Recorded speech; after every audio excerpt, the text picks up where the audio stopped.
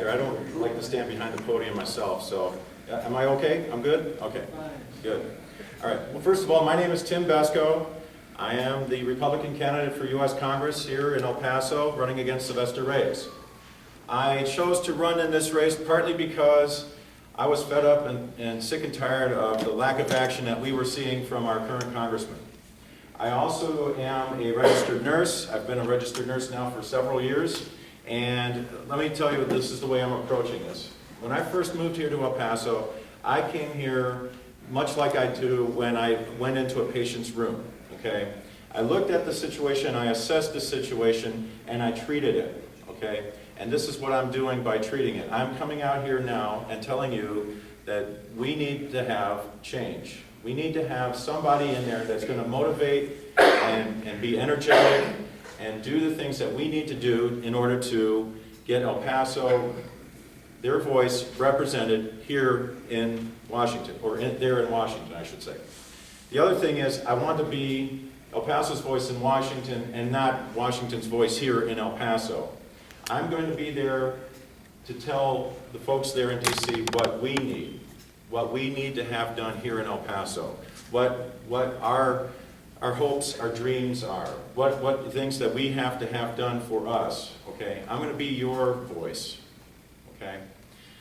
Now, a little bit about, just a quick little bit about my background. I mentioned I'm a nurse. I'm also a Navy vet. I served 9 years in two tours in Iraq, okay? I definitely know the difference between a Sunni and a Shiite, okay? Because I've met them both.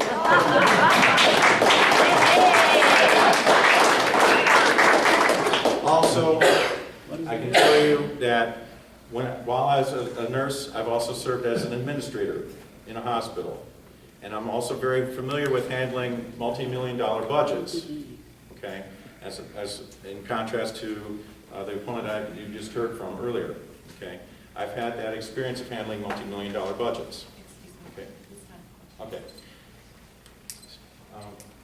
Yes, sir. Yes. If you're elected, can you tell us something of substance that you would like to accomplish? Sure, certainly.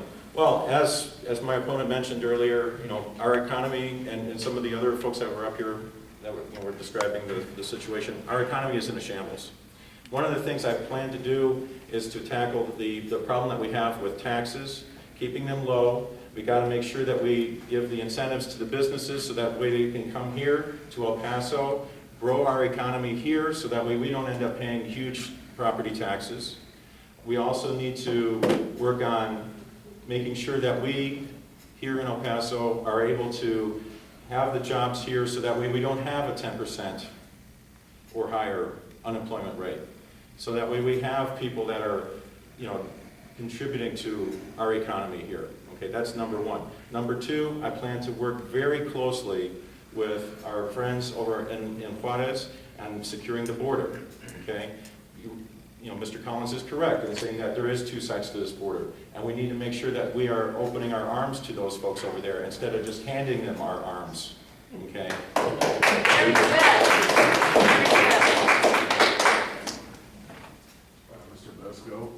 First of all, I just said it's very disrespectful the way you handled our moderator at the beginning. But there are many of us here in the room whom you had turned your back on and disenfranchised.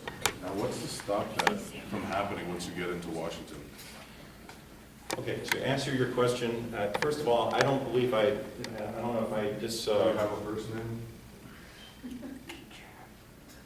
All right, well, first of all, let me address your question then, specifically about turning my back on particular organizations and groups. I believe that respect is a two-way street, okay? And if you come to me, and if you come to my people, and you talk to them in a fair and polite manner, then that's one thing. But if you're continually, hacking them off or getting after them about how little they do, or what policies we may have, or what types of things that we're doing, that's fine. Actually, I would rather appreciate a question of substance rather than something that's petty like that. So, please. I've got one. I've got one of substance. You had talked about. Reporters cannot ask questions. Go ahead, sir. You just said you know the difference between the Sunni and the Shiites. Can you tell us what the difference between the Sunnis and the Shiites? Between the Sunnis and the Shias? Yes. There are two different Muslim sects, just like there was Protestants and Catholics, okay? Sunnis are a little bit more non-traditional, or a little bit more liberal in their belief in Islam, okay? The Shiites are a little bit more restrictive. You know, they require the burqa, they require the headscarf and so forth.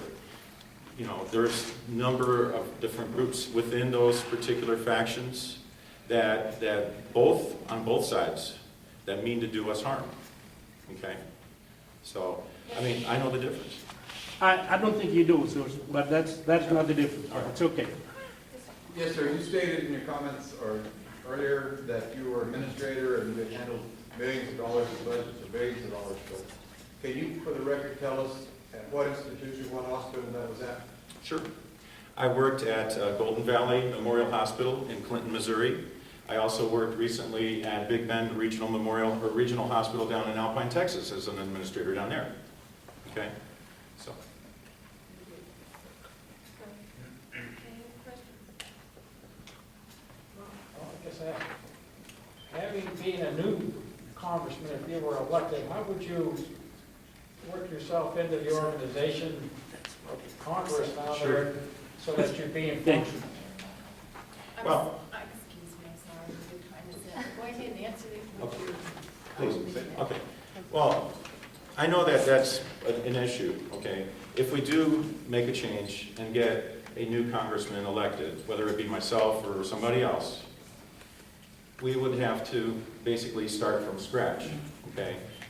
Because of the seniority in the House and the way things work. However, I want to make it perfectly clear that I'm not opposed to working with, one particular faction or one particular group or another, okay?